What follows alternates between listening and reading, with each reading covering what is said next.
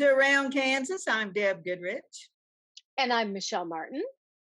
And we have more Santa Fe Trail stuff for you today. You can see the Santa Fe Trail ruts right behind Michelle there at one of my favorite spots. And I know yours, Michelle. Yeah, I know. I love being near Baldwin City at the Blackjack Battlefield and Nature Park. And then, of course, right across on the other side of the road, you have the Santa Fe Trail wagon ruts right there. They are awesome. They are really deep. We had the dedication of the new Ivan Boyd Nature Park. Sorry if I got the name wrong, but they have improved that site so much through a partnership with KDOT and the county, and everybody was involved, the community, the historical society, everybody. So I think about up to the point where Michelle's picture is there is ADA compliant. So you can, no matter what your mobility, you can get to that point and see those trail ruts. So it's pretty awesome, and some pretty awesome history happened in those ruts. I mean, some of it we know, some of it we don't know, but that was a pretty incredible site back in the day. I love the fact that these are some in Kansas anyway. These are some of the deepest ruts on the Yeah. trail. And for me, the first time visiting there was really amazing because it helped me put in perspective and get that sense of scale and that feel for what it must have been like to be in one of the wagons traveling on the trail or walking alongside of or behind the wagon, to see the depth of the ruts, to know how much commerce and trade and how many people and the soldiers and the materials and all of the history that transpired in that physical location. And you get a really good sense for it You when you're sure do. standing in those ruts. And I think they are some of the most well preserved. They are some of the deepest. So it makes them easier to see and to really visualize than some other portions of the trail. And so these are a great lead in, Deb, to some things that are going to be taking place in Council Grove that connect us to the military on the trail. Well, Council Grove is knocking it out of the park this year. They're having so many events to mark the 200th of the Santa Fe Trail. And of course, Council Grove was, quote unquote, the last jumping off place for civilization along the trail as you were going southwestward into Santa Fe. So it was a pretty important part of the trail, for a long time. And they're really, really sharing tons of that history. So we were down there. We've already had several events down there. We had the gunfight on the Santa Fe Trail a Hmm. few weeks ago. Well, the last weekend of August, the 27th and 28th, will be the military on the trail. So they're going to have a pretty awesome encampment. They're going to have our friends from the 8th Kansas. Remember hanging out with those guys, Michelle? Oh, we've had so much fun hanging out and bivouacking with our friends from the 8th Kansas. So I don't know. It's been so long since I've hung out. I think we were together at Fort Harker for the Forsyth Scouts. I think they were out for that. And then I'm not sure the last time I've seen those guys. So I'm really looking forward to that. And then they will have the Buffalo Soldiers, and they will have the Mormon Battalion. And the Mormon Battalion is very, very, very interesting. They were supposed to be, I'm not going to swear to it, but I believe they are the only unit with a religious affiliation in the history of the U.S. Army. So when President Polk was recruiting men for the Mexican War, then a bunch of Mormons joined. And so they became the Mormon Battalion. And their colonel, they had some Mormon officers, but their colonel was Philip St. George Cook. And he's another just icon of the history of the West and the Civil War, and one of those colorful characters in Kansas and just all over the West. So that's going to be really interesting, and there are going to be all kinds of military vehicles. I know our friend Greg Van Coveren is going to take his Army ambulance down, and there's just going to be a lot of really neat stuff in Council Grove for that weekend. Yeah, I think actually the first time that I ever threw in with the 8th Kansas was an event at Fort Harker. Hmm. And so I've spent a lot of time with the 8th, a fantastic group of living history interpreters. And they also do a lot of work at Cowtown, another place that you and I both love. And so it's great to see them getting back out in the field and doing interpretive work, this time at Council Grove, to help visitors understand the important role that U.S. military troops played along the trail. And early in Kansas history, when we see our forts set up, whether that with Forts Leavenworth and Fort Scott being the earliest, troops at Fort Scott also would be sent out on detail to head out and patrol areas and ensure that individuals were able to get passage along the trail. Fort Larned, our troops are doing the same thing. So our military posts and their connections to the Santa Fe Trail are extremely important. As our good friend Leo Oliva would heartily agree with us. Our He sure military would. posts are terribly important in helping to safeguard the trail. And so I think it's important to make those connections. And of course, another connection that's important for everyone to make is that when you have the trail, it's traversing through native land, it's going Hmm. through native territory. And so as you've got military troops and those convoys along the trail, you also have that contact and in some cases conflict with native peoples, with indigenous people who are looking at these convoys. It's like, wow, what are you folks doing in my backyard? In our backyard, the places where we hunt and the places where we fish and where we bury our dead and where we worship. And so the trail is this place where so many different kinds of people come together for different reasons. And so that is one of the reasons I think this event at Council Grove is so important and will be really fascinating for everyone to take part in. It sure will. There's so much of the military history entwined with the trail. When Becknell left Missouri in 1821. Happy birthday to the state of Missouri, by the way. It Yes. was in August of 1821 that they became a state. So happy birthday, Missouri.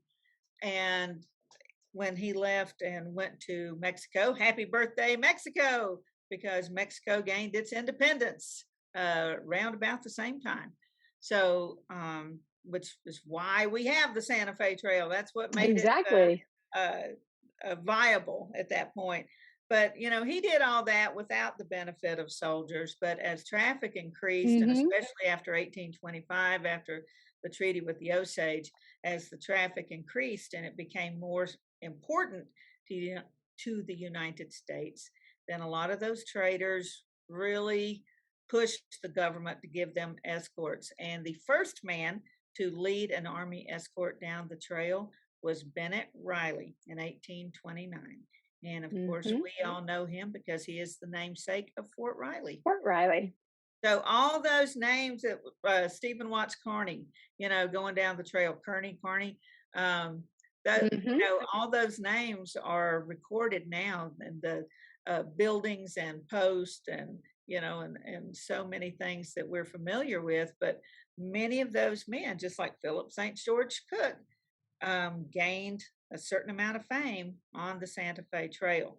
I got to share one of my favorite stories of the trail, and I'm going to mess it up. But Michelle and I, this is one of our favorite fights. I was saying this is one of my favorite battles, and my older daughter Karen is like, words you will never hear come out of my mouth. My favorite battle. I would have to think about that. But Sumner's fight on the Solomon in 1857, which is Hmm. the stuff of legend. You can't make it up. But when Sumner left Fort Leavenworth with two columns of soldiers in 1857, one went northwest, one went southwest, and eventually they came together sort of in north central Kansas there on the Solomon. Um, But that column that went southwest, and I can't remember, there were two guys leading it. One was Sedgwick and one was Sturgis. And I can't remember which one was in charge. But as they get to present day Great Bend, they meet a buffalo herd.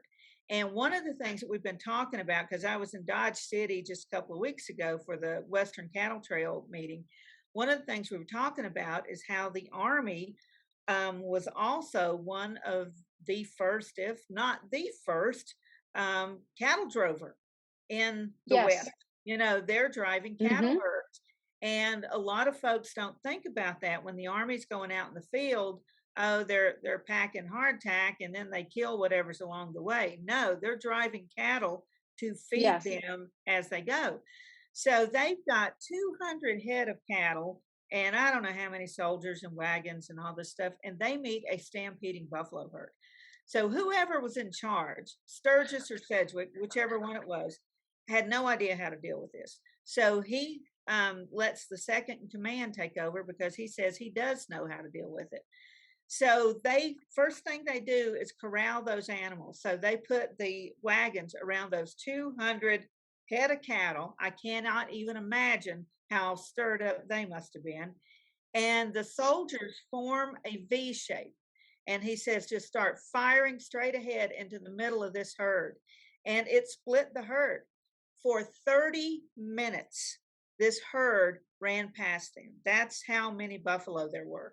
As far as you could see to either side, in either direction, and for 30 minutes, they're going by them. And not one man or animal was lost. That's incredible. It is incredible. Just it's one of the coolest stories on, you know, during that whole era. It's just And I'm also amazed that, well, one, you circle the wagons and, keep the herd of cattle inside that circle. I'm also amazed that a lot of those horses, I'm sure they left horses and mules and oxen and whatnot, probably hitched to those yes. wagons because you didn't have time to go ahead No, and unhitch them. no. I'm amazed those animals stayed calm as well. I mean, that shows you how well trained they are, but also their handlers Yes, had to be very, very, yes, very skilled and adept to keep yes, them under control when you've got the men on horseback, you've got the troopers on horseback that are going to, use this V formation to split the herd of buffalo to get them to go around, but then to keep those animals calm that are hitched to the wagons, to keep the cattle calm. Because I'm sorry, folks, one of the best movies that I've ever seen that really shows you what a cattle stampede might have been like, honestly and truly, is Howard Hawks's Red River. oh yeah. And if Mm. you look at the cattle stampedes in Red River, having read so many of the accounts of cattle stampedes that we have, that comes very close. And the chaos that breaks out is unfathomable. So yeah, that is bar none one of the most amazing stories to come out of the trail, and all of that whole process. Yeah, it's unbelievable. I would have liked to have been, like a fly or a bird or something flying above around and watching that Safely, safely above, yeah. safely, yeah, from a safe distance, seeing how all of that transpired, because it would have been an incredible sight. It would have been. It's just one of those amazing things. And the like I said, I wish I could remember the commanders. I got to go back and look at that. But Sturgis and Sedgwick. But for the one commander to readily give up command to somebody that he thought Yeah. knew better, that doesn't happen a lot either. So No. kudos to both of them. Kudos Not to very both of often. them. Yeah. So kudos to both those guys for doing what needed to be done. So, oh, it's just an incredible story. So, if you come to Council Grove the last weekend of the month, I'll be down there. A bunch of us from Santa Fe Trail Association, and our friends Mark Brooks at the Commission, and Sharon Hahn, and folks at the Chamber, just everywhere. The Cottage House, where we always stay, they're just busting their butts this year to put on some fantastic programming and bring people to Council Grove. They've got another big weekend in September with the Wagon Show. And Michelle, the Mm-hmm. Wagon Show is, just think, the biggest car show you can imagine, except this With is wagon. wagons. And experts from all over the country, the presentations. It's phenomenal. It's going to be a phenomenal weekend in September. So you've got to check out that site and see all the stuff that they're doing, because they're And really pulling out stuff. yes. And while you're in Council Grove for the Military on the Santa Fe Trail event, definitely check out the Cottage House, check out the Hayes House, one of the best places in town to eat. And I absolutely love walking downtown, browsing all of the shops that are there. But I also like going over to the bridge on the river there, and you see, because you've got the river coming through, and you understand the importance of rivers and trails and how they connect to one another to create zones of habitation.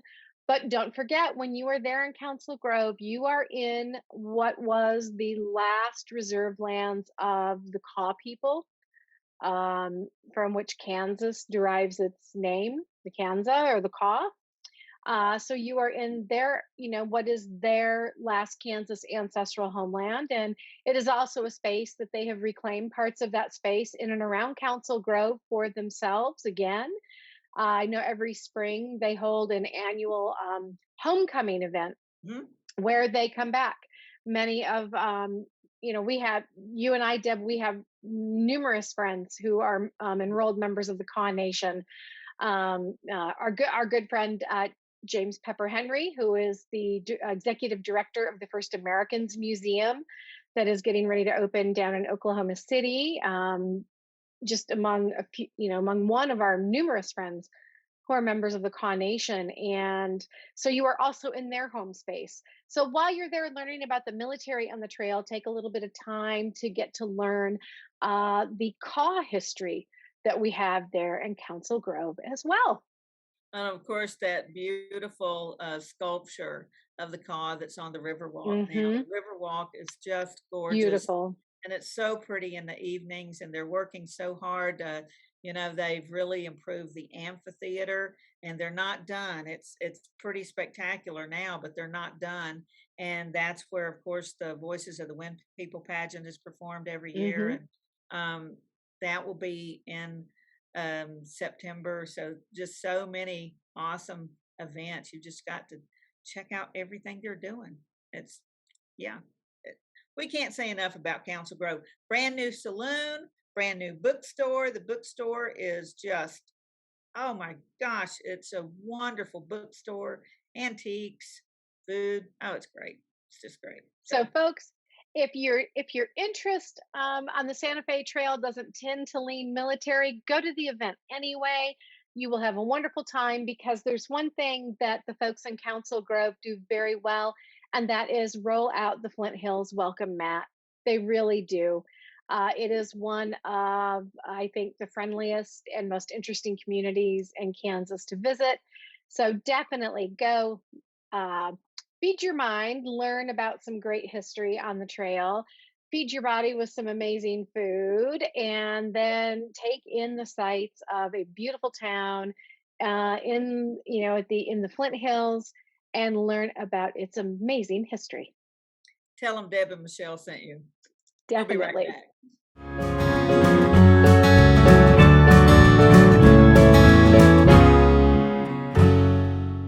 In 1821, a trade route was opened from Missouri in the United States across prairies and mountains to Mexico. In 2021, we will mark 200 years of epic conflicts and grand adventures, larger-than-life personalities, and sweeping landscapes. Join us on an historic journey. The Santa Fe Trail lives on. Find us on social media or santafetrail.org. Welcome to the Western Kansas Wildlife Travel Center, right here in my hometown of Oakley, Kansas. We're the front door of Western Kansas, located on 3 main highways, I-70, US 83, and US 40. And all those roads lead to history, beautiful scenery, and adventure, no matter which direction you go. We now have an IHOP. van that you've trusted up and down the road in all your travels is staffed with local folks, real people just like you and me, and we're waiting on you to join us. So for fun, adventure, fuel up, fuel your body, and let's have some fun.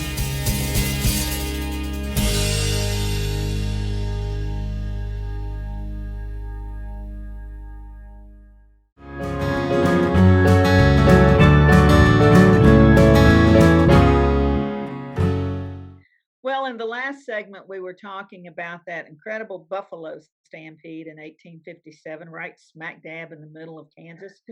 So Michelle and I both are big fans of the buffalo or the bison. I shared that cartoon a while back when there was a big discussion on Facebook about some buffalo, and then people were correcting them to say bison. And I shared that. I think it was a Far Side cartoon where it's the Buffalo Hunter School and says that anybody that calls them bison will have to sit in the corner with a dunce cap because, real men don't call them bison. But the bison, the buffalo, is just an inextricable piece of the American West. You can't tell the story of the American West, whether it be the Plains tribes or the settlers that came afterward, to any degree of accuracy or fullness without talking about the buffalo. Isn't that so, Michelle? Definitely, and especially Kansas. When you think of the song "Home on the Range," our state song, Right.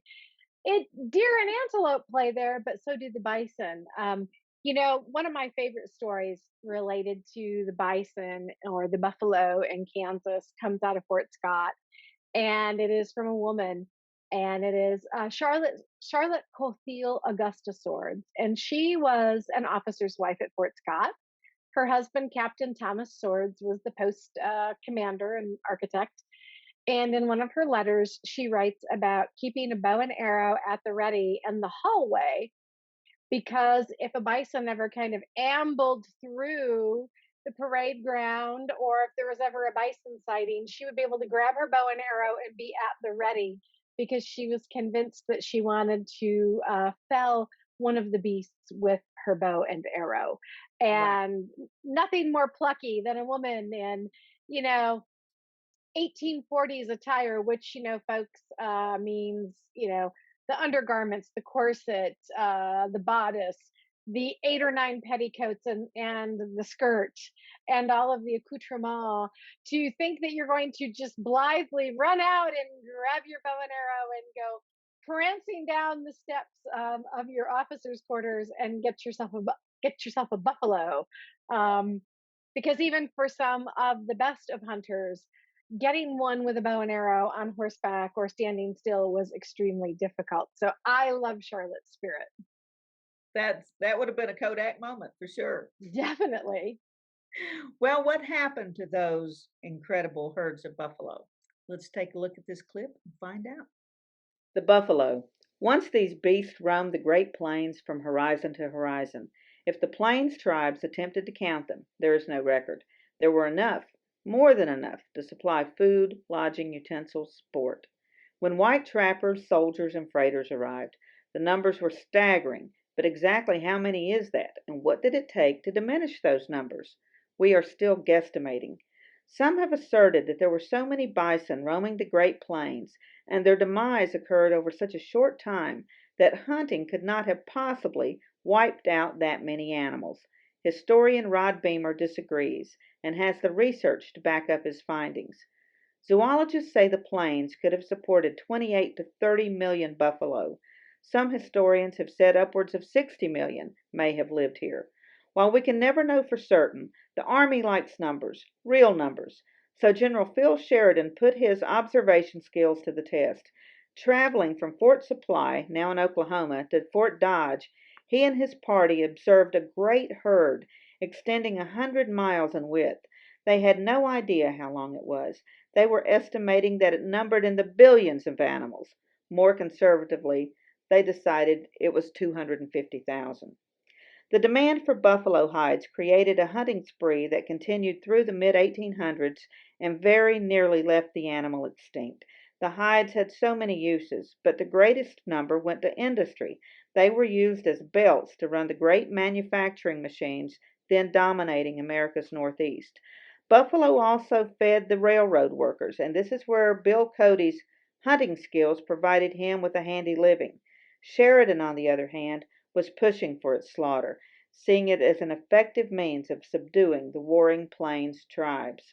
One observer remarked, "It is estimated that there are, south of the Arkansas and west of Wichita, from 1 to 2,000 men shooting buffalo for their hides alone. Among those men seeking their fortunes hunting buffalo were Old West legends Bat and Ed Masterson and Wyatt Earp." Rod said the Kansas Pacific line from Kansas City to Denver was completed in 1870. These rails cut right through the heart of the big Central Plains buffalo pasture. The Santa Fe reached the Kansas-Colorado line in 1873. This facilitated the movement of supplies and hides to and from the hunters working in the southern herd. Though Rod documents disease and other natural factors, it was, in fact, the hunting of the buffalo that resulted in their numbers tumbling from the millions to near extinction by 1900. Conservationists took up the cause, and the animals' numbers have increased steadily since that time, though they will never again approach the numbers that Plains tribes would have witnessed in the early 1800s.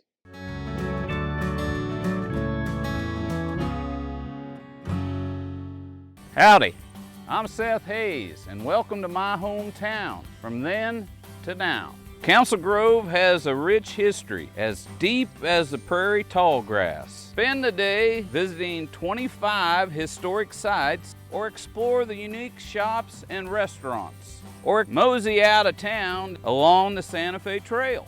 You all visit my hometown, Council Grove, in the heart of the Flint Hills. Okay, looks like it's time for our tour. Welcome to the Fort Wallace Museum. Here at the museum, you're going to find some really interesting stuff, like our replica stagecoach from the Butterfield Overland Dispatch. We've got facades from the fort buildings. We've got an 1870s flag. There's a plesiosaur that was discovered locally. We've got the Ray pump organ collection. We're a little bitty place with a great big story, and we'd love to have you.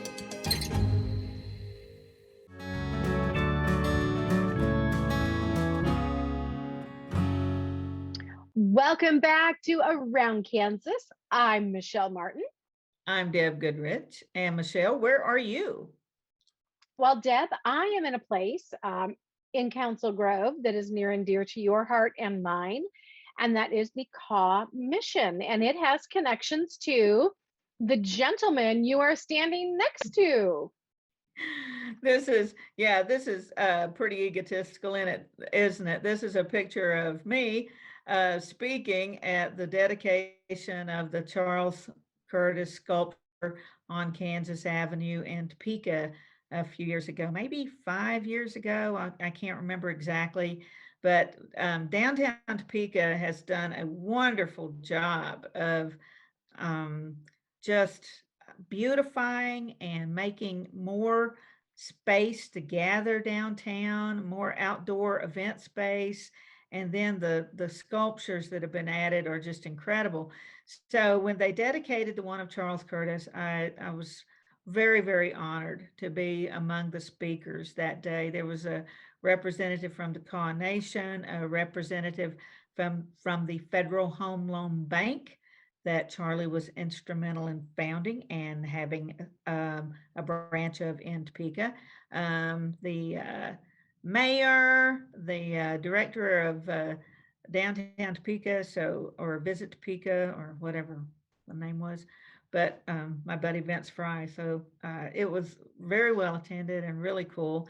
And, we here at Ag AM a few years ago did a short documentary film on Charles Curtis, our Charley, from the reservation to Washington.